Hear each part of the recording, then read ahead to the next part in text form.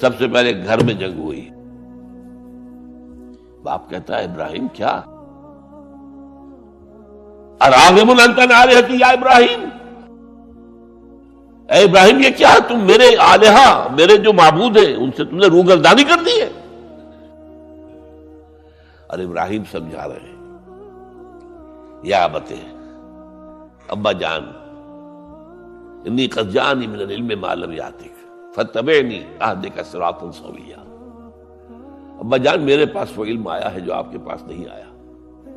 مجھے اللہ نے وحی کے ذریعے سے ہدایت کاملہ عطا کر دی ہے، تو آپ کو میری پیروی کرنی پڑے گی. دیکھیے بات الٹی ہو رہی ہے. وہ باپ ہے، تم بیٹے ہو. وہ کہہ سکتا ہے میں نے اپنے یہ بال دھوپ میں سفید کیے، تم کل کے بچے. آج تم مجھ سے مانگ رہے ہو، مطالبہ کر رہے ہو. دلیل پہلے دے دی ہے. یا ابت انی قد جانی من العلم ما لم یاتک. وہ علم کا وہ شعبہ آپ کے پاس ہے ہی نہیں جو اللہ نے مجھے وحی کے ذریعے سے دے دیا ہے، لہذا آپ کو میری پیروی کرنی ہوگی. یا ابت لا تعبد الشیطان، ابا جان دیکھیں شیطان کی پیروی نہ کیجیے. انہ کان للرحمن عصیا، وہ تو رحمان کا بڑا گنہگار تھا، سرکش تھا، باغی تھا. یا ابت انی اخاف ان یمسک عذاب من الرحمن فتکون للشیطان ولیا. ابا جان مجھے بڑا اندیشہ ہے کہ آپ کہیں اللہ کی نگاہ میں شیطان کے ساتھیوں میں شمار نہ ہو جائیں اور پھر آپ پر اللہ کا عذاب نہ آ جائے. لیکن جواب کیا دیا باپ نے؟ اراغب انت عن آلہتی یا ابراہیم لئن لم تنتہ لارجمنک واہجرنی ملیا. اے ابراہیم میرے آلہہ، میرے معبودوں سے روگردانی کر رہا ہے، باز نہیں آؤ گے سنسار کر دوں گا، پتھر مار مار کے ہلاک کر دوں گا، اور نکل جاؤ، دفع ہو جاؤ میری نگاہوں کے سامنے سے. وہ فطرت سلیمہ کا حامل نوجوان کیا کہتا ہے؟ قال سلام علیک. اچھا ابا جان آپ پر سلامتی ہو. میں قال سلام علیک، میں جاتا ہوں، گھر چھوڑ کے جا رہا ہوں، لیکن میں اپنے رب سے آپ کے لیے دعا کروں گا کہ وہ آپ کو ہدایت دے. وہ مجھ پر بڑا مہربان ہے، مجھے امید ہے کہ وہ میری اس دعا کو رد نہیں کرے. اب اس سے ذرا آگے بات بڑھی. ابراہیم سوچتے ہیں کہ ان لوگوں کے اوپر تیشہ زوردار مارنا ہوگا، یہ جاگنے کو تیار نہیں ہے. میں ان سے کہتا ہوں تو ہاں کہتے ہیں، ہاں ٹھیک تو کہہ رہے ہو تم، لیکن نہیں بھائی ہمارے آباء و اجداد کا دین ہے، اس پہ چلے آ رہے ہیں، کیسے چھوڑ دیں ہم؟ بات تو تمہاری ٹھیک لگتی ہے ابراہیم، تم بات تو صحیح کر رہے ہو، لیکن سورہ عنکبوت میں فرمایا مودۃ بینکم فی الحیات الدنیا. حضرت ابراہیم نے کہا تم اپنے دنیا کی زندگی کی محبتوں کی وجہ سے جھگڑے ہوئے ہو، ورنہ تمہیں معلوم ہے میں نے کھول دیا تم پر کہ یہ سب بکواس ہے، یہ تمہارے عقائد جو ہیں بے بنیاد ہیں، لیکن دنیاوی محبتیں یہ تعلق جو ہے تمہیں کھڑا کیے ہوئے ہیں. جب انہوں نے دیکھا کہ ان پر وہ اقبال کا شعر ہے کہ پھول کی پتی سے کٹ سکتا ہے ہیرے کا جگر، مرد ناداں پر کلام نرم و نازک بے اثر. مرد ناداں پر کلام نرم و نازک، اس کے اوپر تو وہ ہتھوڑا چلانا پڑتا ہے، وہ ہتھوڑا چلانے کی سوچیے. ان کا کوئی تہوار آ رہا تھا جس میں جا کے باہر میدان میں جا کے کوئی پوجا کرنی تھی کسی خاص ستارے کی، اور پورا شہر خالی ہو جانا تھا. حضرت ابراہیم نے کہا میری طبیعت تو ٹھیک نہیں، میں تو آپ لوگوں کے ساتھ نہیں جاؤں گا، آپ جائیے. سب چلے گئے، پورا شہر خالی ہو گیا. اب انہوں نے ہاتھ میں ہتھوڑا لیا، وہ بت خانے میں گھس گئے اور سب بتوں کو توڑ کے چورا چورا کر دیا. لیکن طبیعت میں ایک عجیب قسم کا ایک مٹھاس والا مزاح تھا، تو اس ایک سب سے بڑے بت کو چھوڑ دیا اور اس کے کندھے پر وہ تیشہ رکھ دیا. اب جو وہ رات کو واپس آئے ہوں گے، آپ سوچئے ذرا، آج بھی ہندوستان کے شہر متھرا میں یا بنارس میں کہیں بتوں کے ساتھ کے کوئی حشر کر دے تو کیا قیامت آئے گی. کیا کیا؟ من فعل ھذا بآلہتنا، کون ہے وہ جس نے ہمارے معبودوں کا یہ حشر کیا ہے؟ بہت کچھ کر کے کچھ لوگ ہاں ہم سنتے تھے ایک نوجوان جو ہے وہ کچھ ان کا ذکر کیا کرتا تھا ان بتوں کا کہ ان میں کچھ نہیں ہے، کچھ نہیں ہے، کچھ باغیانہ خیالات کا اظہار کیا کرتا تھا وہ ابراہیم۔ بلاؤ، حاضر کیا گیا، یا ابراہیم انت فعلت ھذا، کیا اب تم نے یہ؟ مجھ سے کیا پوچھتے، اس بڑے بت سے پوچھو، اس سے پوچھو، بھائی سارے ٹوٹے ہوئے، یہ سالم کھڑا ہے۔ اور نمبر دو جسے کہتے ہیں پولیس کی اصطلاح میں آلہ واردات، قتل کیا تھا تو کس چیز سے کیا تھا وہ بھی برآمد ہو گیا، وہ چھری بھی مل گئی ہے، اس پر خون کے دھبے ہی ہیں، اور آج تو آپ کو معلوم ہے کہ خون کے قطرے سے بھی پتہ چل جاتا ہے کہ کس کا خون تھا، جینیٹکس کے ذریعے سے، تو اس نے کیا ہوگا۔ کہ ابراہیم عقل کے ناخن لوگ ان سے پوچھے، یہ بات کرتے کوئی؟ اف لکم، تف ہے تم پر، تم پوچھتے ہو ان کو جو بات تک نہیں کر سکتے، جو اپنا دفاع نہیں کر سکتے، جو اپنے آپ کو بچا نہیں سکتے۔ ایک عام انسان بھی دفاع کرتا ہے اپنا۔ فرجعوا الی انفسہم، اب انہوں نے اپنے اندر دلوں کی طرف دھیان کر کے سوچا کہ واقعی ابراہیم صحیح کہتا ہے، لیکن پھر لوٹے، پھر وہ عصبیت، پھر وہ آباء و اجداد کے ساتھ تعلق، پھر وہ معاشرتی نظام۔ انہوں نے کہا بس اس کو قتل کرو، اب اس کو ختم کر دو۔ یہ اس کو فیس کرنا، آپ سوچ لیجیے یہ کتنے بڑے امتحان کی بات تھی، کتنے بڑے جگر کی بات تھی۔ اچھا چونکہ وہاں نظام بھی تھا، بادشاہ کے دربار میں حاضری ہو گئی۔ ابراہیم ہم نے سنا تم ہمارے سوا کسی کو خدا مانتے ہو؟ جی ہاں، کون ہے وہ خدا؟ فرمایا میرا رب وہ ہے جو زندہ رکھتا ہے اور مارتا ہے، ربی الذی یحیی و یمیت، قال انا احیی و امیت، میں بھی زندہ رکھتا ہوں اور مارتا ہوں۔ فوراً جو ہے حکم دیا، جیل خانے سے 2 قیدیوں کو بلایا، ایک کی گردن اسی وقت مار دی، دیکھو میں نے مروا دیا کہ نہیں، ہے نہیں میرے پاس اختیار، اور ایک کا جان اسے چھوڑ دیا، تو میں خدا ہوا کہ نہیں؟ حضرت ابراہیم نے سمجھ لیا کہ اب یہ جس قسم کی کچھ بحثی میں آ گیا ہے، یہاں بھی کوئی ہتھوڑا چلانا پڑے گا۔ فرمایا فإن اللہ یاتی بالشمس من المشرق فأت بہا من المغرب، میرا رب وہ ہے جو مشرق سے نکالتا ہے سورج کو، تم خدا ہو تو ذرا مغرب سے نکال کے دکھاؤ۔ فبہت الذی کفر، تو وہ جو کافر تھا مبہوت ہو کر اب کیا کہ آئے مائش آئے، فبہت الذی کفر۔ لیکن میں یہاں پہ جو زور دے رہا ہوں، آپ اس ہمت، اس قوت ارادی کا اندازہ کیجئے کہ جو ایک بڑے زبردست بادشاہ کے میں سامنے کھڑے ہو کر یہ بات کر رہا ہے، اور ڈٹ کر کر رہا ہے، آنکھوں میں آنکھیں ڈال کر رہا ہے۔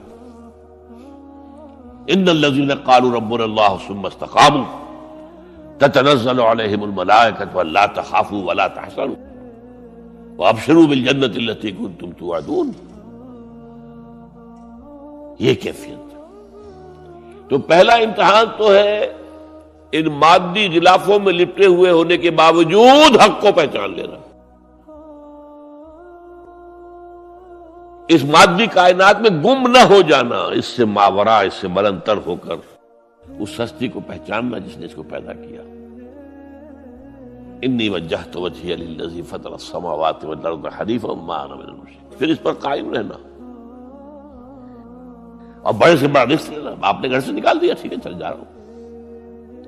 قال السلام علیک ساستغفر لک ربی انہ کان بی حفیہ۔ موت کو فیس کیا ہے تو اس طرح کیا ہے، کیسا جواب دیا ہو، کیسا، میں نے کہا ایک مزاح کا انداز تھا ان کے عمل میں کہ اس سے پوچھو، ایک صحیح سالم کھڑا باقی ٹوٹے ہوئے، تو کہنے والا یہ سرکمسٹانشل ایویڈنس کیا ہوتا ہو۔ آج بھی آپ کے ہاں مقدمات کے اندر ایک سرکمسٹانشل ایویڈنس بھی تو ہوتا ہے، حالات، قرائن کی کیا گواہی ہے۔ تو وہ سالم ہے، باقی سب ٹوٹے ہوئے ہیں. دوسرے یہ کہ آلہ جو ہے اس کے پاس سے برآمد ہو رہا ہے، اس کے کندھے پر رکھا ہوا. اور پھر یہ کہ بادشاہ کے دربار میں جا کے جس طرح اس نے انکار کیا ہے اس کی خدائی کا، ان کا ٹھیک ہے، اس کو تو اب زندہ آگ میں ڈالو اور یہ گر جائے، ختم کر دو، اس کو بسم کر دو. اچھا، اس کے لیے تیاریاں کی گئی ہیں. سورہ صافات میں اس کا ذکر موجود ہے. تو اب حضرت ابراہیم دیکھ رہے ہیں کہ میرے لیے آگ کا الاؤ تیار ہو رہا ہے بہت بڑا. ایک اوپر مچان بنائی گئی ہے جہاں سے کہ ان کو پھینکنا ہے آگ میں. سب ہو رہا ہے. وہ سب یہ کس لیے کر رہے تھے؟ یہ نوجوان پہ ہوش ٹھکانے آ جائیں گے جب آگ دیکھے گا سامنے. ابھی تو کوئی آیا نہیں نا امتحان اس پر. اسی لیے قرآن میں آیا ہے کہ ہم نے ان کو ناکام کر دیا جنہوں نے کہ یہ آزمائش ڈالی تھی. حضرت ابراہیم کود گئے. اقبال کہتا ہے بے خطر کود پڑا آتش نمرود میں عشق، عقل ہے محو تماشائے لبے بام ابھی. دیکھیے یہ دو عقلیں ہیں، یہ سمجھ لیجیے. ایک عقل وہ ہے جو پہچان لے، ایک عقل وہ ہے جو آگے چلنے سے روکے. دیکھو جواب ٹھیک نہیں، تمہارا کیا کر رہے ہو؟ اپنی جان سے کھیل رہے ہو، جان سے چلے جاؤ گے. تو عقل جو ہے ایک معنی میں وہ حقیقت کو پہچاننے میں مددگار ہے، اگرچہ منزل تک نہیں پہنچا سکتی. گزر جا عقل سے آگے کہ یہ نور چراغ راہ ہے، منزل نہیں ہے. راست چراغ رکھا تو روشنی تو ہو جائے گی نا، کچھ نہ کچھ دکھا دے گی. بس یہ چراغ راہ ہے، یہ آخری منزل تک عقل نہیں پہچان سکتی. یہ تو فطرت انسانی ہے، قلب ہے، روح انسانی ہے، وہ پہچانتی ہے. اور عقل گو آستان سے دور نہیں، اس کی قسمت میں پر حضور نہیں، حاضری نہیں ہوتی وہاں. اللہ تک پہنچانے والی شے عشق ہے، اللہ کی محبت ہے. وہ سنہری بھی ہوتے ہیں، کیا کیا خوبصورت ہوتے ہیں، لاکھوں روپے کا ہوتا ہے، لیکن تہذیبی پس منظر اس کا یہ ہے. اب ظاہر بات ہے کہ وہ تو لوگ اس لیے حدیث میں یہ لفظ آیا ہے. ایک مرتبہ حضور مسجد نبی میں تشریف فرما تھے، باہر کوئی بدو آئے صحابی باہر سے، اور انہوں نے اپنے اونٹ کا یا اونٹنی کا گھٹنا نہیں باندھا، اسے ویسے ہی چھوڑ کے اندر آ گئے. حضور نے فرمایا تم نے اس کا گھٹنا کیوں نہیں باندھا؟ جواب دیا میں نے اللہ پر توکل کیا. فرمایا غلط، اعقلھا ثم توکل، پہلے اس کا گھٹنا باندھو پھر توکل کرو. وسائل کا استعمال ترک کر دینا توکل نہیں ہے. ہاں یہ سمجھو کہ وسائل کے ذریعے سے نہیں ہوگا، جو بھی کچھ ہوگا اللہ کے کیے سے ہوگا، لیکن وسائل کا استعمال تو کرنا ہے. وہ توکل اسلام میں نہیں ہے جو رہبانیت کا توکل ہے.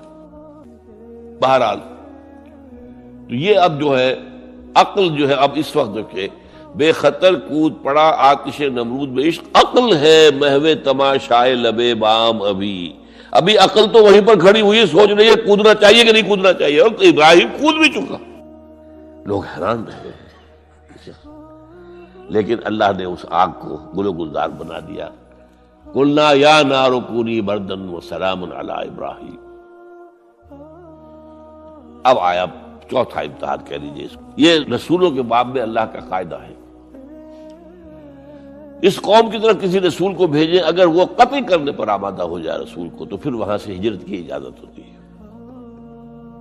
جیسے حضور جب دارالندوہ میں فیصلہ ہو گیا کہ اب قتل کر دو محمد کو صلی اللہ علیہ وسلم، اس سے پہلے یہ اندیشہ تھا جب تک کہ ابو طالب زندہ تھے کہ چچا سپورٹ پر ہے ابو طالب، اور بنو ہاشم کا وہ سردار ہے، تو یہ ہماری جو ہے ان فائٹنگ ہو جائے گی، ٹرائبل، انٹر ٹرائبل یا انٹرا ٹرائبل کہنا چاہیے، کہ قریش کے اندر ہی آپس میں جب ہم لڑ پڑیں گے تو ہماری جو دھاک بیٹھی ہوئی ہے پورے عرب میں وہ تو ختم ہو جائے گی. A house divided amongst itself can understand. یہ وہ چیز تھی جو ابھی تک ان کے ہاتھ رکے ہوئے تھی. اب ابو طالب مر گئے. اب جو سردار ہے بنو ہاشم کا وہ ابو لہب ہے، وہ حضور کا وزیر سب سے بڑا دشمن ہے. لہذا فیصلہ ہو گیا. تب آپ گئے ہیں طائف. اور وہاں سے بھی ناکام آئے ہیں۔ اس کے بعد یہ ہے کہ باقی سب صحابہ کو آپ نے اجازت دے دی تھی چلے جاؤ مدینے، لیکن ابھی آپ منتظر رہے جب تک کہ ایکسپریس پرمیشن نہ آئے۔ رسول اپنی جگہ چھوڑ نہیں سکتا۔ بہرحال یہ ایک الگ معاملہ ہے کہ اس میں تھوڑی سی خطا ہو گئی تھی حضرت یونس علیہ السلام کے ساتھ کہ وہ اپنی قوم کے اس رویے سے دل برداشتہ ہو کر غصے کے اندر بھرے ہوئے یہ ماننے والے نہیں، ناہنجار لوگ چھوڑ کر چلے گئے، اگرچہ اللہ کی اجازت ابھی نہیں آئی تھی۔ یہی وجہ ہے اللہ نے انہیں سزا دی۔ مچھلی کے پیٹ میں رہے، وہاں وہ استغفار کرتے رہے، لا الہ الا انت سبحانک انی کنت من الظالمین۔ پھر اس ویل مچھلی نے اگل دیا ان کو اور ساحل کے اوپر رہے، اس کا پورا ذکر ہے قرآن مجید میں۔ بہرحال تو یہ اب معاملہ آ گیا وطن کو چھوڑنے کا، لہذا ہجرت کی۔ اب ان قال انی ذاہب الی ربی سیہدین۔ ٹھیک ہے، تم لوگوں کا حال یہ ہے، میں نے تمہیں ہر طرح سمجھایا، نرم بھی سمجھایا، گرم بھی سمجھایا، تمہارے اوپر ہتھوڑے بھی برسائے اور پھول بھی برسائے، تم کسی طرح ماننے والے نہیں ہو۔ اب تم میری جان کے دشمن بن گئے ہو تو ٹھیک ہے، پھر میں جاتا ہوں۔ انی ذاہب الی ربی سیہدین رب ہب لی من الصالحین۔ ایک دعا اور نکل آئی اس وقت سے، اے اللہ مجھے صالح اولاد عطا فرما۔ 80 برس سے تجاوز ہو چکی تھی عمر، اولاد نہیں تھی۔ آپ کے اپنے خاندان سے تھی جو اہلیہ تھی سارہ رضی اللہ تعالیٰ عنہ، بانجھ نہیں ہوئی، اولاد نہیں ہوئی، اللہ کی مرضی۔ بہرحال حضرت ابراہیم کے ساتھ ہجرت کرنے والوں میں حضرت سارہ بھی تھی آپ کی اہلیہ، حضرت لوط بھی تھے آپ کے بھتیجے، اور حضرت لوط کی اہلیہ بھی تھی۔ یہ اہلیہ جو ہے لوط کی، یہ مومنہ تھی، یہ ساتھ انہوں نے ہجرت کی ہے۔ بعد میں جب انہیں اللہ تعالیٰ کے حکم سے حضرت ابراہیم نے بھیج دیا سدوم اور عامورہ کی بستیوں کی طرف، تو وہاں شاید معلوم ہوتا کوئی اور شادی کی ہے، وہ کافرہ رہی اور اس نے جو ہے حضرت لوط کے ساتھ جو ہے خیانت کا معاملہ کیا، وہ ایک علیحدہ معاملہ ہے۔ بہرحال اس وقت جو دعا کی رب ہب لی من الصالحین، اس کے جواب میں اللہ نے فوراً ہم نے اسے ایک غلامن فبشرناہ بغلام حلیم، ہم نے انہیں بشارت دے دی ایک بہت ہی بردبار، حلیم الطبع، متحمل مزاج بیٹے کی۔ یہ اسماعیل کی تعریف ہے، نوٹ کر لیجیے گا۔ دوسرے بیٹے ہوئے حضرت سارہ کے بعد میں، ان کو کہا گیا ہے غلام علیم، عالم۔ حضرت اسماعیل کے لیے کہا گیا ہے غلام حلیم، بہت بڑے حلیم، متحمل مزاج، بہت بادشاہ۔ اس کا بھی تھوڑی سی داستان بیان کر دوں۔ حضرت سارہ کہاں کہ یہاں اولاد نہیں تھی۔ حضرت ابراہیم ہجرت کر کے آئے تھے، کہاں سے پیدا کہاں ہوئے تھے؟ شہر ار، یہ جو عراق کا اس وقت کا سب سے بڑا شہر تھا، صدر مقام تھا، وہاں پیدا ہوئے تھے۔ وہاں سے ہجرت کر کے کہاں آئے؟ شام میں علاقہ، خاص طور پر فلسطین کا جو ہے کنعان، یہاں آ کر آپ نے ڈیرا اپنا جما لیا۔ اور اس کے قریب میں ہی 2 بستیاں تھیں جہاں پر کہ وہ سوڈومی والا معاملہ جو ہے آپ کو معلوم ہے، بدترین جو ہے گندگی تھی ان کے اندر، جہاں حضرت لوط علیہ السلام کو بھیجا۔ پھر انہوں نے ایک سفر کیا مصر کا، اس کی وجہ بھی سمجھ لیجئے۔ مصر میں اس وقت جو خاندان حکمران تھا وہ عرب تھا اصلا، وہ مصری نہیں تھے، وہ فرائضہ نہیں تھے، وہ مصر کے تھے، عرب سے آ کر لوگوں نے قبضہ کیا تھا۔ تو حضرت ابراہیم وہاں گئے، وہاں ان کی بڑی پذیرائی ہوئی۔ ایک حادثہ سا بھی ہوا کہ یہ اندیشہ تھا کہ کہیں حضرت سارہ بہت خوبصورت تھی، تو کوئی بادشاہ جو ہے، وہ بادشاہوں کے اپنے انداز ہوتے ہیں، تو کوئی جو ہے کوئی غلط حرکت نہ کرے۔ تو کہا کہ سارہ سے کہا کہ میں جب یہ مجھ سے پوچھے گا یہ کون ہے تو میں کہہ دوں گا میری بہن ہے، نہیں میں کہوں بیوی تو پھر تو وہ کہے گا ٹھیک ہے پھر یہ اب میں لیتا ہوں اس کو، بہن ہے۔ بہرحال اس میں جو بھی ہوا، اللہ تعالیٰ نے حضرت سارہ کی عزت بھی بچائی۔ وہ معجزہ دیکھا حضرت ابراہیم کی طرف سے جو اللہ نے پیش کیا، جیسے حضرت سارہ کو مصر کے بادشاہ کی اس غلط نیت سے بچائے رکھا. پھر اس شخص نے جو ہے اپنی بیٹی ہاجرہ یہ خدمت میں پیش کی. یہ ہاجرہ کنیز نہیں تھی، یہ اصل میں یہودیوں نے مشہور کر دیا ہے. یہودی کہتے ہیں کہ اصل بیوی تو تھی حضرت سارہ، اور سارہ کے ہاں اولاد بعد میں ہوئی ہے، وہ ہے اسحاق. اسحاق کے بیٹے ہیں یعقوب، یعقوب کی اولاد ہم ہیں، تو اصل تو ابراہیم کی اولاد ہم ہیں. ہاجرہ جو ہے تو کنیز تھی، لوڈی تھی، لہذا اس کی وہ عزت ہی نہیں. اسماعیل تو وہ عزت ہی نہیں، اسماعیل کا وہ مقام ہی نہیں. یہ یہودیوں کا قول ہے. لیکن وہ اصل میں کنیز نہیں تھی، وہ بیٹی تھی، شہزادی تھی. بلکہ تاریخ نے اپنے آپ کو پھر دہرایا ہے کئی ہزار سال بعد. ابراہیم گئے تھے مصر، وہاں سے ہاجرہ آئی اور اس سے اسماعیل ہوئے، اسماعیل سے یہ ساری نسل چلی، محمد پیدا ہوئے. محمد کے نکاح میں پھر مصر سے آئی ہوئی ایک خاتون آئی ہے ماریہ قبطیہ، ان سے جو پیدا ہوئے ان کا نام ابراہیم رکھا. تو یہ گویا کہ یہ ایک عجیب سائیکل ہے.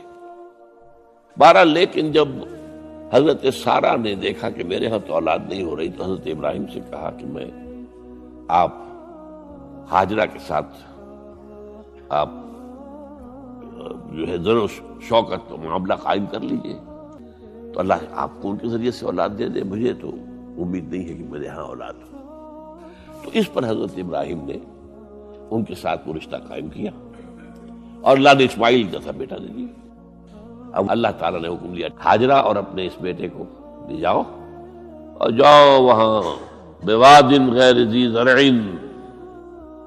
جاؤ وہاں حجاز کی اس وادی کے اندر، وادی غیر ذی زرع، وہاں ان کو چھوڑ دو. اب یہ امتحان دیکھیے، توکل کا امتحان.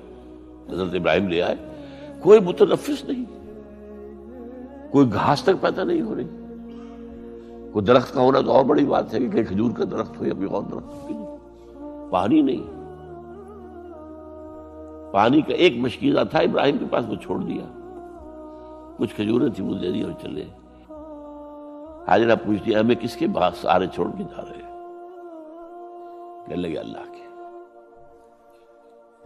یہ ہے توکل، اللہ کا حکم ہے. دعائیں مانگ مانگ کر رب ہب لی من الصالحین فبشرناہ بغلام حلیم.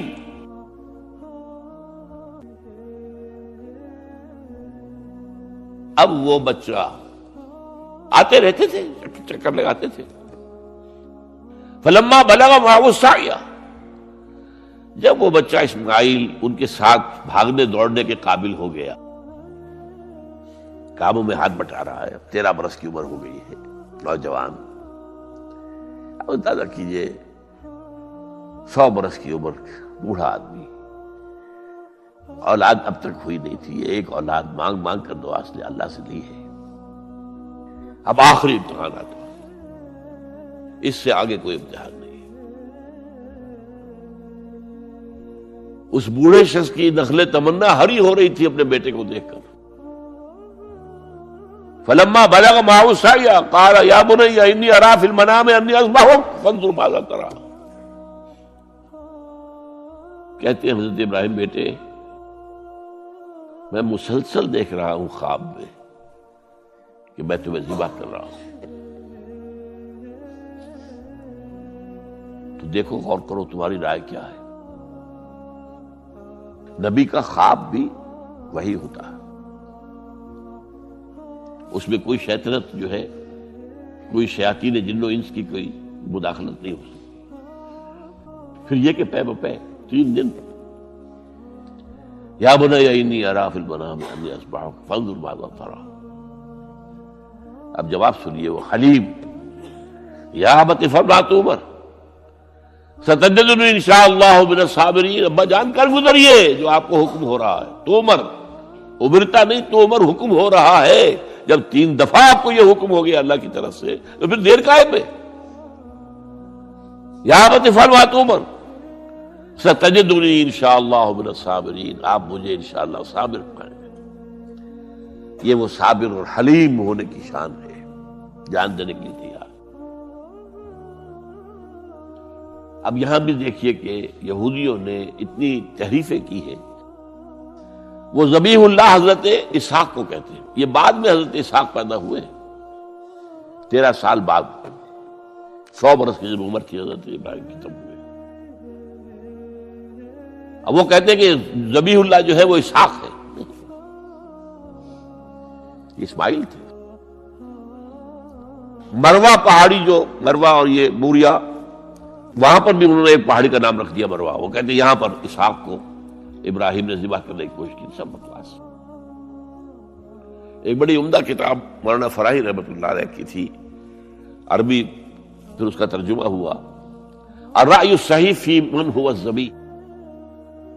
عربی میں کتاب تھی کہ ذبیح کون تھا، اسماعیل یا اسحاق، اس کے بارے میں صحیح رائے کیا ہے، یہ اس کتاب کا موضوع ہے. تو انہوں نے تورات کے حوالے سے ثابت کیا ہے. اصل میں ہوتا کیا ہے، چور لاکھ چیزیں چھپا بھی جائے اپنی تو کہیں نہ کہیں کلو چھوڑ جاتا ہے.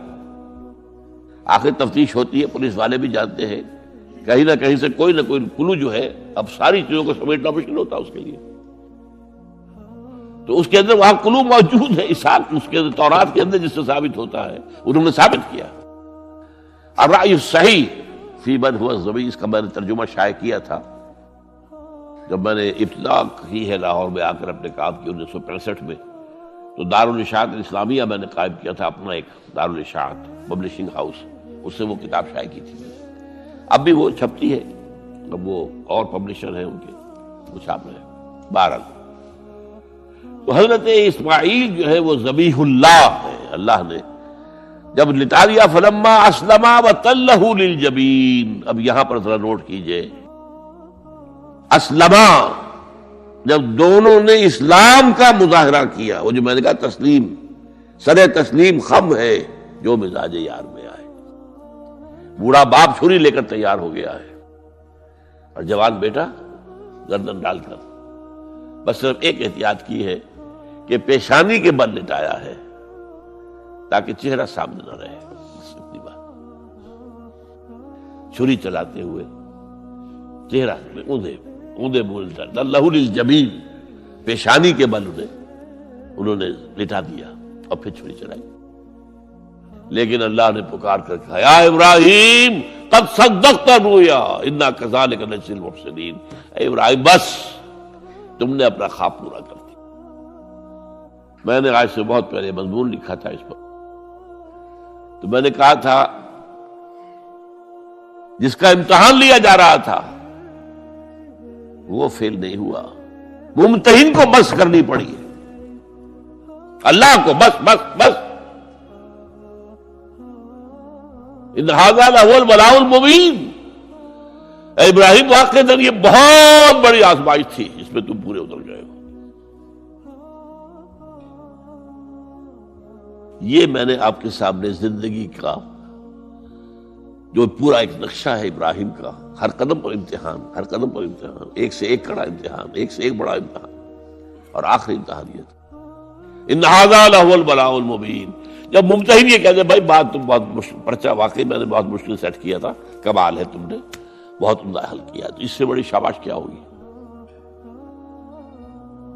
لیکن اس کے ساتھ یہ ہے کہ اب اگلا موضوع آ رہا ہے میرا، جہاں تک تو معاملہ آ گیا، یہ قربانی جو ہے اس کو پھر ہمیشہ کے لیے اب سنت ابراہیم کے طور پر جا باقی رکھا گیا. عین اس وقت جنت سے ایک میڈا ان کی جگہ آ گیا. حضرت اسماعیل کو کوئی قدر نہیں پہنچی، کچھ بھی نہیں، میڈا ذبح ہو گیا. اور وہ قربانی ہے جو آج پوری دنیا میں اس وقت سے لے کر ترکنا علیہ فی الآخرین، ہم نے اس کی یہ یاد ہے. یہ قربانیاں جو آپ دیں گے یہ کیا ہے؟ حضور سے پوچھا گیا ما ھذی الاضاحی یا رسول اللہ، اے اللہ کے رسول یہ اضاحی کیا ہے، یہ کیا ہے، یہ جو ہم قربانیاں دیتے ہیں کیا ہے؟ قال سنت ابیکم ابراہیم، یہ تمہارے باپ ابراہیم کی سنت ہے. اس کو زندہ رکھا ہے اللہ نے. ان کے اس امتحان کی کامیابی کو، اس کا جشن منایا جا رہا ہے ہر سال. لاکھوں کا، کروڑوں جانور جو ہے اللہ کے نام پر ذبح ہو رہے ہیں. یہ وہ اسماعیل کی قربانی کا جو ہے یہ جشن ہے جو منایا جا رہا ہے. البتہ یہاں میں ایک بات کہہ دوں، علامہ اقبال نے ایک شعر میں شاعرانہ ایک ہوتا نا تصور، ایک اس میں ایک بات کہی ہے جو میرے خیال میں مناسب نہیں ہے. شعر تو بہت اچھا ہے. غریب و سادہ و عجیب، غریب و سادہ و رنگی ہے داستان حرم، نہایت اس کی حسین ابتدا ہے اسماعیل. یہ بہت سے لوگوں کو بہت شعر پسند آتا ہے، خصوصاً شیعہ بھائیوں کو تو بہت ہی پسند آئے گا کہ وہ جو قربانی اسماعیل کی ہو رہی تھی اور نہیں ہوئی تھی، وہ قربانی ہے جو حسین کی ہوئی ہے کربلا کے اندر. تو غریب و سادہ و رنگی ہے داستان حرم، نہایت اس کی حسین ابتدا ہے اسماعیل. میں کہتا ہوں اس میں تو کوئی چیز جوڑ کھانے والی ہے ہی نہیں. اسماعیل کو ذبح کرنے والے کون تھے؟ رسول، امام الناس، خلیل اللہ، ابو الانبیاء. اور حسین کو ذبح کرنے والے کوفی، یزیدی، زیادی. نمبر 2، اسماعیل تو ذبح نہیں ہوئے، حسین تو ذبح ہو گئے. کیا مناسبت ہے؟ نمبر 3، حضرت اسماعیل نے تو خود ہی گردن ڈال دی تھی. حضرت حسین تو لڑتے ہوئے ماشاءاللہ بہادری کے ساتھ لڑتے ہوئے جان دیے اور انہوں نے ایسے تو نہیں گردن ڈال دی تھی. تو کوئی مناسبت نہیں ہے. تو کوئی نہ کوئی تو مناسبت ہونی چاہیے نا. تو اس کی میں نے ترمیم کی ہے، اور علامہ اقبال سے جب اگر اللہ نے آخرت میں ملاقات کرائی تو بتاؤں گا، وہ بھی شاید مان لیں گے میری بات کو.